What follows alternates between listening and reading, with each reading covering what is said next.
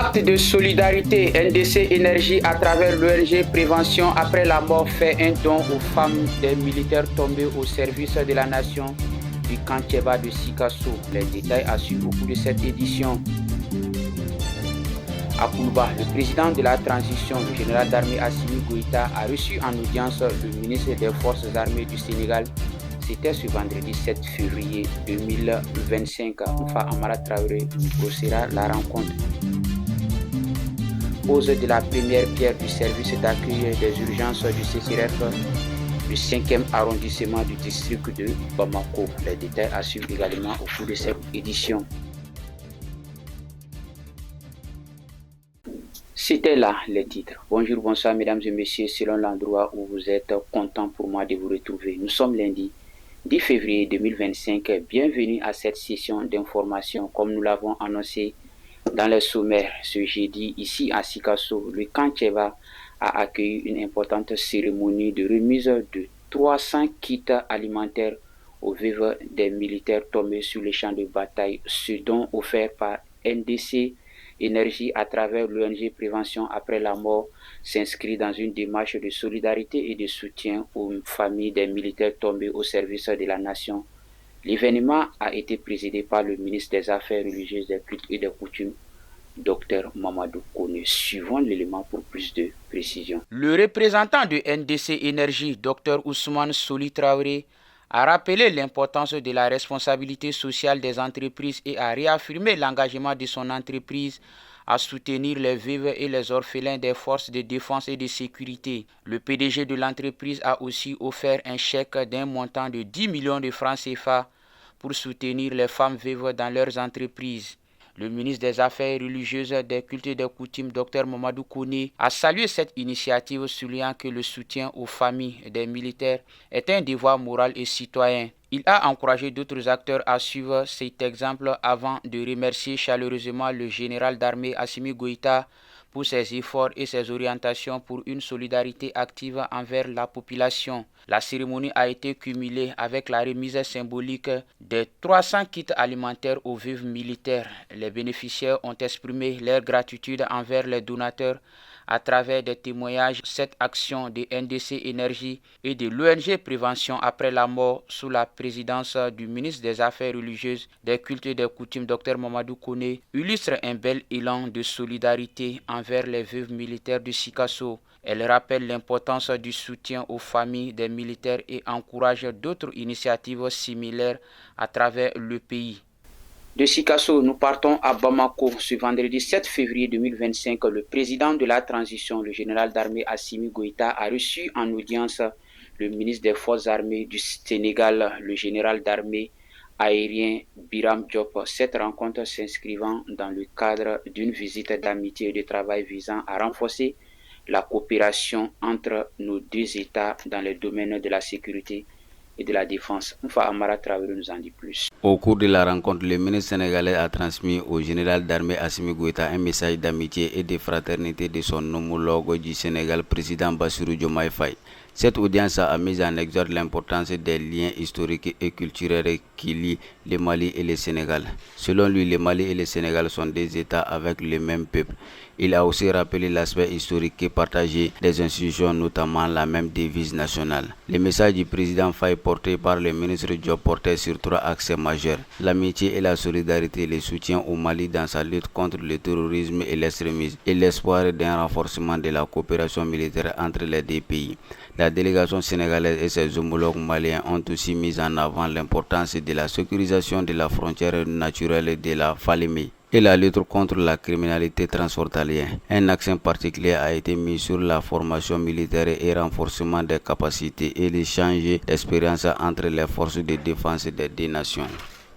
Toujours avec les actualités, ce vendredi s'est déroulée la signature d'un accord de financement entre le Mali et la Banque mondiale dans le cadre de l'amélioration de l'accès à l'eau potable dans plusieurs localités de notre pays. Le projet intitulé Appui à la sécurité de l'eau potable au Mali a un coût global de réalisation de plus de 60 milliards de francs CFA bénéficiera à 500 000 personnes à travers le pays. Suivons les détails pour plus de précision. Dans l'objectif de faire face aux facteurs polluants et détériorant les cours d'eau tels que l'urbanisation, les inondations, les déchets, l'orpaillage illégal et les eaux usées, la Banque mondiale a mis à la disposition du Mali plus de 60 milliards de francs CFA. C'est dans ce cadre qu'un accord a été signé entre les deux parties pour le financement du projet d'appui à la sécurité de l'eau potable au Mali. Cette enveloppe devrait renforcer la préservation de la ressource en eau et améliorer l'accès des populations à l'eau potable. Selon Clara de Souza, directrice des opérations de la Banque mondiale pour le Mali, la mise en œuvre du passement permettra d'accroître l'accès à l'eau potable et d'améliorer la conservation des sources d'eau dans les villes bénéficiaires qui incluent Bamako, la zone de rive gauche, ainsi que les villes secondaires comme Mopti, Sévaré, San, Ouelessebougou, Dioula, Bafoulavé et Massina. Elle a aussi noté que le projet contribuera à répondre aux préoccupations immédiates concernant l'accès à l'eau potable de manière pérenne tout en prenant en compte la préservation des sources d'eau et favorisera les activités économiques ainsi que la création d'emplois. Face à l'importance de cette initiative, le ministre de l'économie et des finances Aluceni Sanou a souligné que les actions engagées programmées sont urgentes et capitales pour le président de la transition. Il a ajouté que cette convention, au-delà de son objectif d'accroître l'accès à l'eau potable, touchera un demi-million de personnes à travers le pays. Comme nous l'avons annoncé dans les sommaires, le ministre de la Santé et du Développement social, le médecin-colonel Assaba Diallo Touré, a procédé ce jeudi 7 février 2025 à la pose de la première pierre du centre d'urgence du CCRF du 5e arrondissement du district de Bamako. L'initiative est financée par la Fondation Orange Mali d'une valeur de 900 millions de francs CFA. Ce joyau permettra de renforcer la capacité de prise en charge des urgences. Suivons l'élément pour plus de précision. Bâtir dans les locaux du CCRF de la commune 5, le nouveau service d'accueil d'urgence sera construit sur une superficie de 550 mètres carrés avec une capacité de 23 lits extensives à 30. Une pharmacie d'urgence, un bloc opératoire et plusieurs bureaux seront alimentés en électricité par des groupes électrogènes et en eau potable par un forage pour une durée de 6 mois. Dans son allocution, le directeur général d'Orange Mali, Aboubakar Sadi Diop, a souligné que la santé est un pilier essentiel dans le développement du bien-être humain et que la Fondation Orange est une entreprise sociale née dans la volonté de concrétiser sa philosophie bâtie sur la solidarité, l'entraide, avant de rappeler quelques actions menées par la Fondation Orange, dont le soutien des enfants malades de cœur, les malades de diabète, de la drépanocytose, du paludisme, pour lesquels la Fondation Orange Mali offre et garantit un soin de santé de qualité. Le ministre de la Santé et du Développement social, le médecin-colonel Assaba Diallo Touré, a pour sa part souligné que la réalisation de ce projet, qui s'inscrit dans le but de rapprocher les structures socio-sanitaires de la population, témoigne le démarrage de la mise en œuvre des recommandations des États généraux de la santé tenus en décembre 2024 sur instruction du chef de l'État. Ensuite, le ministre a reconnu et salué les commodités offertes par ce nouveau service, aux normes lesquelles figurent un monto malade, un système de traitement d'aide à plancher soufflant ainsi que des équipements médicaux de dernière génération pour faire face aux urgences vitales et aux interventions chirurgicales.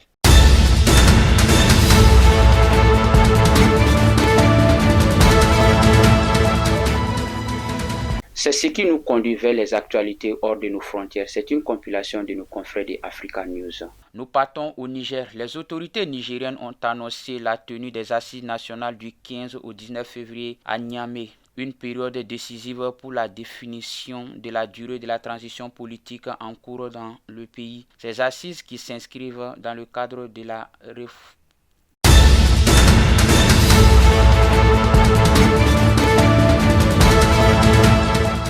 Au Congo, dans un courrier adressé mercredi à la FECOFOOT, le secrétaire général du bureau du conseil de la FIFA a annoncé une suspension de la Fédération congolaise de football avec effet immédiat. Une décision qui fait suite aux tensions entre le ministère des Sports ayant conduit à l'intervention des forces de l'ordre et à la fermeture des installations sportives du pays.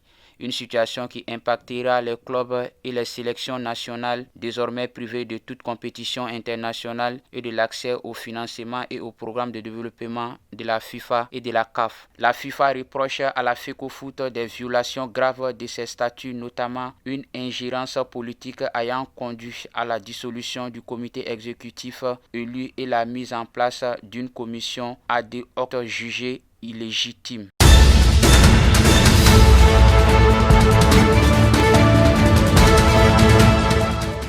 En Libye, près de 50 corps retrouvés dans 2 fosses communes dans le désert libyen. Le premier chanier contenait 19 corps a été découvert vendredi dernier dans une ferme de la ville de Kufra dans le sud-est du pays. Selon l'organisation caritative Al-Abren qui aide les migrants dans l'est et le sud de Libye, la plupart ont été tués par balle avant d'être enterrés. Une autre fosse commune détenant au moins 30 corps a également été découverte dans un centre de trafic d'aide humains. Des personnes rescapées ont indiqué que près de 70 personnes avaient été enterrées pour les autorités. Le travail de fouille se poursuit. En 2024, les autorités ont déterré le corps d'au moins 65 migrants dans la région du Chérif, à 350 km au sud de la capitale Tripoli.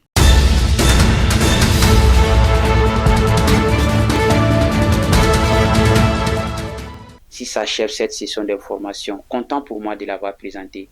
Bonne suite de programmes sur Kene TV, vu que nous suivez à Amdalaï, à Atetebro, à Wayerma, à Médine, à Keletigla, partout à Sikasso et au Mali.